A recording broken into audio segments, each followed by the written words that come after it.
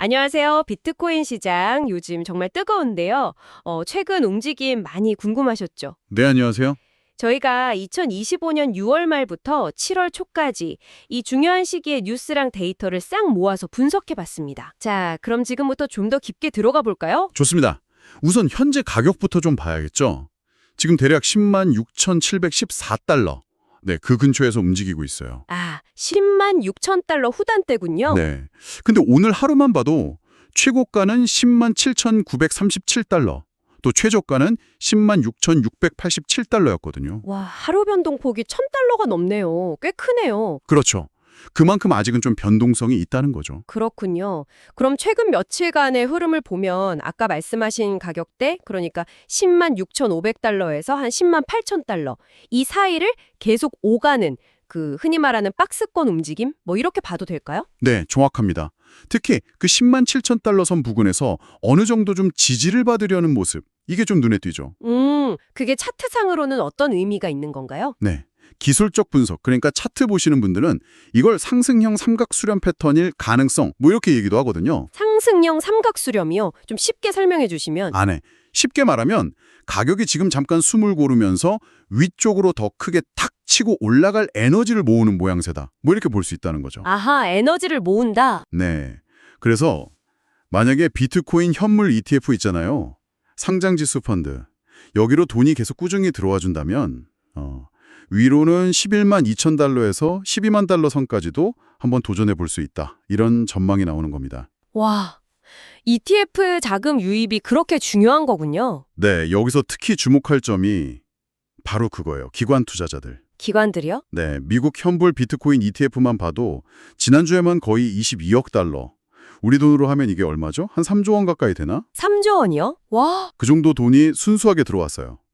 이게 벌써 14일 연속 순유입이고요. 14일 연속이요? 대단하네요. 네, 올해 들어서만 누적으로 보면 거의 149억 달러, 한 20조 원 넘는 돈이 ETF를 통해서 비트코인 시장으로 흘러 들어온 거예요. 이야, 기관 자금이 정말 무섭게 들어오네요. 그럼 특정 ETF가 좀 주도하는 경향이 있나요? 이런 큰 손들의 자금이 계속 들어온다는 건 뭐 시장에는 상당히 긍정적인 신호죠. 그렇겠네요. 그리고 이것뿐만이 아니에요. 기업들도 요즘 비트코인 매수에 되게 적극적이거든요. 기업들도요? 어떤 소식이 있었죠? 네, 그 마이크로 스트래티지라고 유명하잖아요. 아, 네네. 계속 사들이는 회사. 맞아요. 거기가 최근에 또 샀어요. 한 5억 3천만 달러어치 4,980개를 추가로 매수해서요. 이제 총 보유량이 거의 60만 개 가까이 돼요. 60만 개요? 와, 현재 가치로 따지면 이게 한 640억 달러?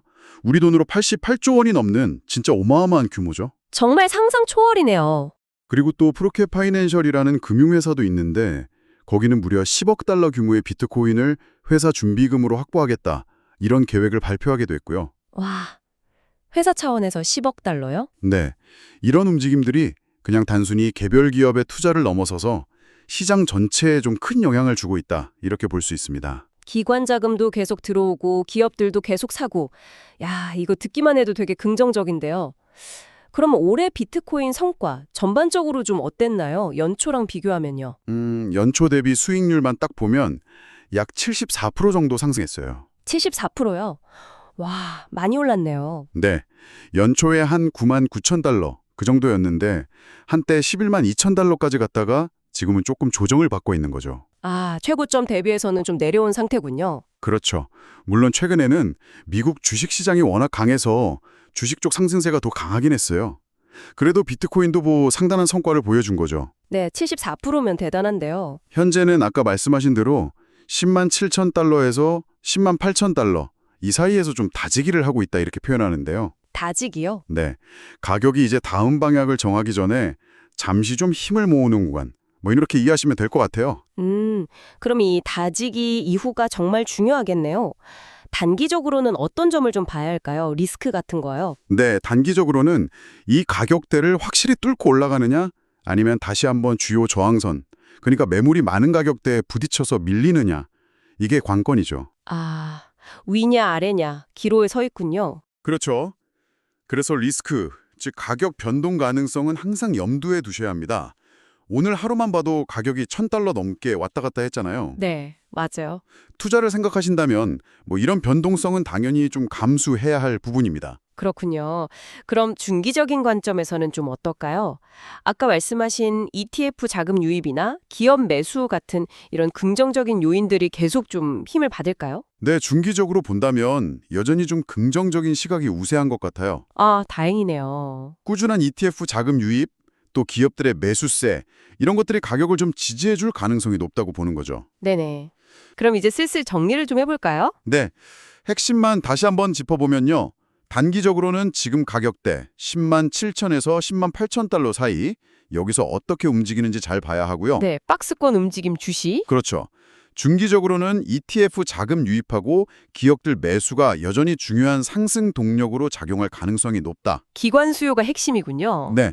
그리고 더 길게 보면 기관들의 비트코인 채택이 계속 이렇게 확산되면 뭐 15만 달러 이상까지도 갈 수 있다, 이런 분석들도 나오고 있습니다. 와, 15만 달러요? 결국 지금 시장을 움직이는 가장 큰 힘은 기관 수요다. 이렇게 딱 요약할 수 있겠네요. 맞습니다. 그리고 단기적으로는 그 10만 9천에서 11만 2천 달러 선, 여기를 넘어서는지가 다음 상승으로 가는 열쇠가 되겠군요. 안녕하세요. 요즘 비트코인 얘기 정말 많은데요. 그래서 오늘은 좀 쉽게 투자가 처음이신 분들도 이해하실 수 있게 한번 파헤쳐 보려고 합니다. 뭐 기사나 분석 영상 같은 거 보면서 핵심만 좀 뽑아봤어요. 지금 보니까 가격이 대략 한 10만 8천 달러? 그 근처에서 움직이는 것 같네요. 네, 그래서 오늘 저희 미션은 이 복잡한 비트코인 시장 지금 어떻게 돌아가는지 또 뭘 주목해야 하는지 이걸 명확하게 알아보는 겁니다. 자, 그럼 먼저 좀 긍정적인 신호들부터 살펴볼까요? 특히 요즘 그 기관 투자자들, 이른바 큰 손들의 움직임이 눈에 띄더라고요. 네, 맞아요. 그 기관들의 참여가 상당히 중요하죠. 예를 들어서 비트코인 현물 ETF 있잖아요. 실제 비트코인을 담보로 하는 펀드. 여기에 벌써 한 450억, 아니 500억 달러 가까이 엄청난 돈이 들어왔어요. 이게 가격을 끌어올리는데 큰 역할을 하고 있죠. 와, 500억 달러요? 엄청나네요. 그렇죠. 그리고 마이크로 스트래티지 같은 회사는 뭐 계속 사모으고 있어요. 벌써 전체 비트코인 공급량의 한 3% 정도 된다고 하니까요. 3%나요? 한 회사가요? 네. 그러다 보니 다른 기업들도 좀 따라가는 분위기고, 그래서 이걸 디지털 금이다, 이렇게 보는 시각도 점점 늘어나고 있습니다. 아, 디지털 금이요. 네. 그래서 뭐 장기적으로는 14만 달러, 심지어는 20만 달러까지 갈 수도 있다, 이런 예측까지 나오는 상황이죠. 특히 그 블랙록 ETF 얘기가 흥미롭던데요. 하루 채굴되는 양보다 훨씬 많이 사들인다면서요? 이니 한 450개 정도 채굴되는데 블랙록 ETF 하나에서만 막 3,000개씩 사들이는 날도 있으니까요. 그러니까 이게 공급보다 수요가 훨씬 압도적으로 많다는 걸 보여주는 거죠. 기관들의 매수세가 얼마나 강한지 알 수 있는 대목입니다. 그렇군요. 근데 뭐 항상 좋은 소식만 있을 수는 없잖아요. 좀 조심해야 할 부분이나 뭐랄까 위험 요인 같은 건 없을까요? 기술적으로 봤을 때 현재 가격이 10만 8천 달러인데 위로는 한 11만 4천 달러가 좀 부담스러운 가격대 같고, 아래는 10만 달러 선이 지지선 역할을 할 거다, 이런 분석이 많더라고요. 네, 기술적인 부분도 중요하고요. 또 하나 주목할 만한 게 그 고래들 움직임이에요. 아주 예전에 2011년부터 활동 없던 지갑에서 갑자기 막대한 양의 비트코인이 이동했어요. 2011년 거요? 와, 네, 거의 10,000개 정도 되는 비트코인이었는데 당장 가격에 영향을 준 건 아니지만 어쨌든 시장에서는 이거 언제 매물로 나오지? 하고 좀 긴장하게 되는 거죠. 그렇죠. 불안하죠, 아무래도. 그리고 또 거시경제 상황도 무시 못하죠. 뭐 미국 고용 지표라던가 아니면 뭐 미중 관세 문제 같은 거요. 이런 뉴스 하나하나가 시장 변동성을 키울 수 있으니까요. 듣고 보니까 좀 이상하긴 하네요. 기관들은 그렇게 막 사들인다는데 가격은 왜 크게 안 오르고 오히려 개인 투자자들은 좀 조용하다는 거잖아요. 이 차이는 왜 생기는 걸까요? 네, 바로 그게 어떻게 보면 지금 시장의 핵심 질문일 수 있어요. 기관들은 보통 장외거래, OTC라고 하죠. 이걸 통해서 조용히 물량을 사 모으는 경우가 많거든요. 시장 가격에 직접적인 영향을 덜 주면서요. 아, 자기들끼리 거래하는 거요? 네, 그렇죠. 그러면서 동시에 선물 시장에서는 일부러 가격을 누르는, 그러니까 숏 포지션을 잡아서 개인 투자자들이 좀 지쳐서 물량을 던지게 만들고 그걸 싸게 받아내는 전략을 쓸 수도 있다는 분석도 있어요. 와, 그럼 기관들한테는 오히려 좋은 기회일 수도 있겠네요. 그렇죠. 그런 기관의 계산과 또 개인 투자자들의 심리가 막 엇갈리면서 지금처럼 좀 지지부진한 흐름이 나타날 수 있는 겁니다. 자, 그럼 정리를 좀 해볼까요? 여러분께서 주목하셔야 할 부분은 결국 이 강력한 기관들의 매수세와 현재의 좀 답답한 가격 흐름, 그리고 상대적으로 잠잠한 개인 투자자들, 이 사이의 어떤 대조적인 모습인 것 같습니다. 네, 단기적으로는 현재 가격대 사이에서 좀 더 움직일 가능성이 커 보입니다. 그래서 ETF로 자금이 계속 들어오는지 또 뭐 관세나 금리 같은 거시경제 뉴스들을 계속 좀 체크하시는 게 중요하고요. 중장기적으로는 기관 참여나 뭐 유동성 확대 기대감 때문에 14만 달러, 크게는 20만 달러까지도 얘기가 나오지만 아까 말씀드린 고래 매몰이라던가 예상치 못한 경제 충격 같은 위험 요인도 분명히 있다는 점을 기억하셔야 합니다. 그렇군요. 마지막으로 여러분께 질문 하나 던지면서 마무리할까 합니다. 이렇게 큰 손들의 움직임과 실제 시장 분위기 사이에 뚜렷한 온도차가 느껴진다면 혹시 여러분이 놓치고 있는 어떤 기회나 아니면 미처 알아채지 못한 위험이 숨어 있는 건 아닐까요? 한번 깊이 생각해 보시는 것도 좋겠습니다. 안녕하세요. 오늘 여러분과 함께 볼 자료는요. 요즘 정말 뜨거웠던 암호화폐 시장 얘기입니다. 특히 비트코인, 이더리움, 솔라나 이 세 가지 코인이 왜 그렇게 움직였는지 핵심만 쉽고 명확하게 한번 파헤쳐보죠. 현재 가격부터 보면 비트코인이 대략 11만 8천 달러, 이더리움 2,970달러, 솔라나는 한 162달러 정도네요. 자, 그럼 비트코인부터 좀 볼까요? 아니, 7월 들어서 상승세가 정말 무서웠어요. 자료 보니까 11만 8천 달러 넘어서서 사상 최고치. 네, 맞습니다. 그게 7월 9일에 11만 춘달러를 넘었고요. 정말 이틀 만인 10일에는 장중에 11만 8,856달러까지 갔었어요. 이건 뭐 그야말로 역사를 새로 쓴 거죠. 와, 그 배경이 진짜 궁금한데요? 요인이 여러 개 있네요. 특히 그 비트코인 ETF, 그러니까 펀드 쪽으로 돈이 엄청 들어왔다고요? 정확합니다. 네, 하루에만 11억 8천만 달러. 이게 우리 돈으로 하면 1조 5천억 원이 넘는 돈이거든요. 이게 순유입됐습니다. 이건 정말 기록적인 규모고요. 이런 엄청난 매수세가 가격을 끌어올린 힘이었죠. 거기에다가 슛 스퀴즈라는 것도 있었다고요? 이게 뭐죠? 좀 쉽게 설명해 주시면. 네, 그건 이제 가격이 내릴 거다. 여기에 돈을 걸었던 사람들 있잖아요. 소위 숏 포지션. 네네. 근데 비트코인 가격이 확 오르니까 손실을 막으려고 어쩔 수 없이 비트코인을 다시 막 사들이는 거예요. 아하, 울며 겨자 먹기로. 자료 보니까 10억 달러, 한 1조 3천억 원어치 숏 포지션이 청산됐다고 나오는데 이게 가격 상승을 더 부추긴 거죠. 불난데 기름 부은 격이랄까? 정책이나 뭐 시장 분위기 같은 것도 좀 영향이 있었군요. 네, 그렇습니다. 뭐 미국에서 암호화폐 관련 법안 논의되는 거나 트럼프 행정부가 좀 친화적인 입장을 보인다는 기대감, 이런 게 투자 심리에 좋게 작용했다는 분석이고요. 또 주식시장도 좋았고 전반적으로 좀 위험 자산에 투자하려는 분위기가 강했던 것도 비트코인에는 유리했죠. 비트코인이 그렇게 달리니까 이더리움이랑 솔라나도 같이 막 올랐잖아요. 이건 왜 그런 건가요? 좋은 질문인데요.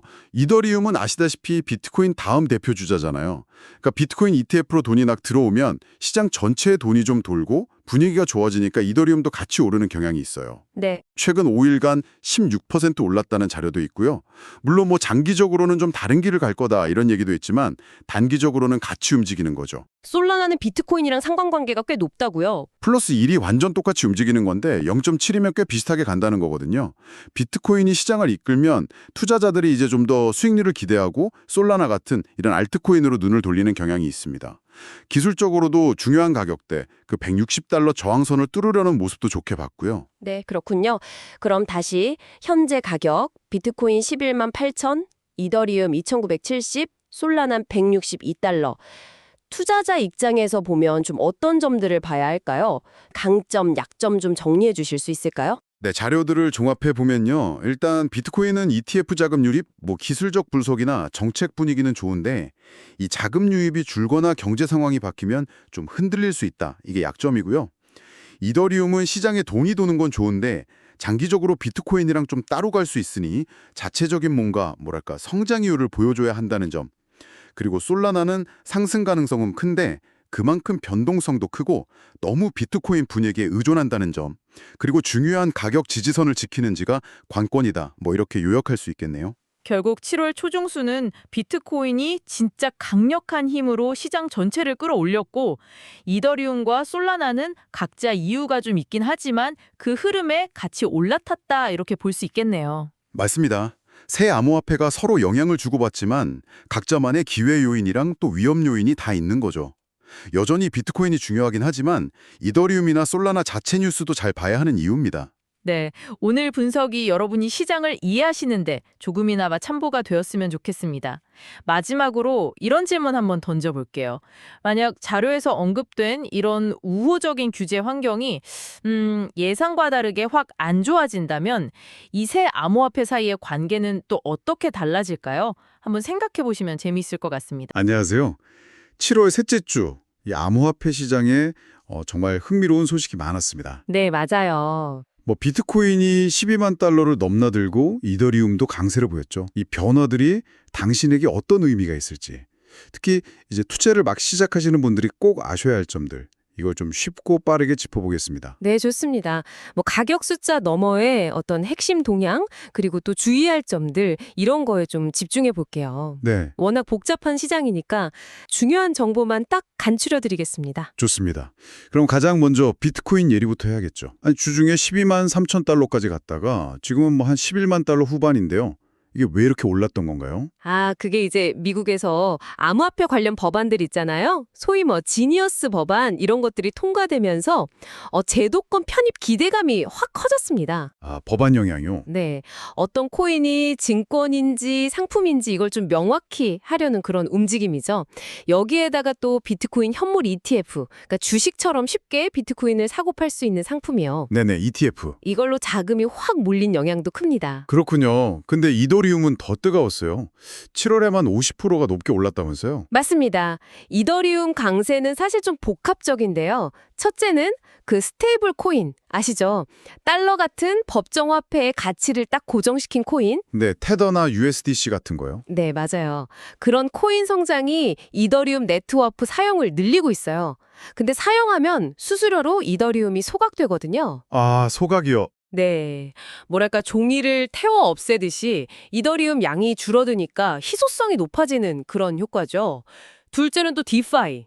탈중앙 금융 서비스에서 이더리움 역할이 여전히 중요하고요. 그렇죠. 디파이. 그리고 셋째는 일부 기업들이 이더리움을 막 사모으기 시작했어요. 기업들이요? 그거 약간 예전에 마이크로 스트래테지가 비트코인 막 사들인 거랑 비슷한 건가요? 네, 비슷한 맥락으로 볼 수 있습니다. 그냥 단순 투자 외에도 이더리움을 이렇게 맡겨두고 이자 한 연 3% 정도 수준이거든요. 스테이킹 말씀이시죠? 네, 스테이킹. 그걸 받거나 아니면 디파이를 통해서 또 추가 수익을 기대하는 거죠.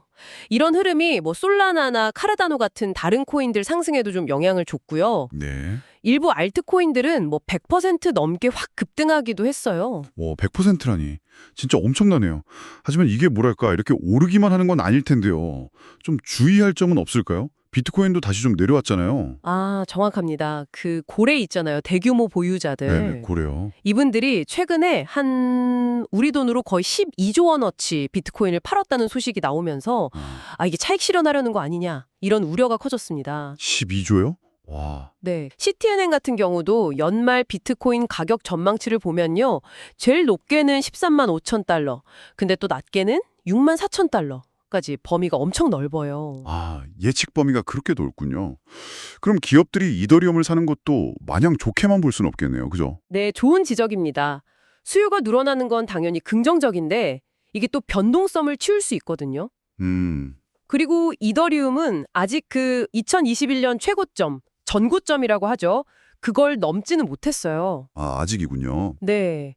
그리고 아까 말씀하신 그 100%씩 오른 알트코인이나 NFT 같은 건 사실 매우 투기적이고 위험 부담이 진짜 큽니다. 네, 그렇죠.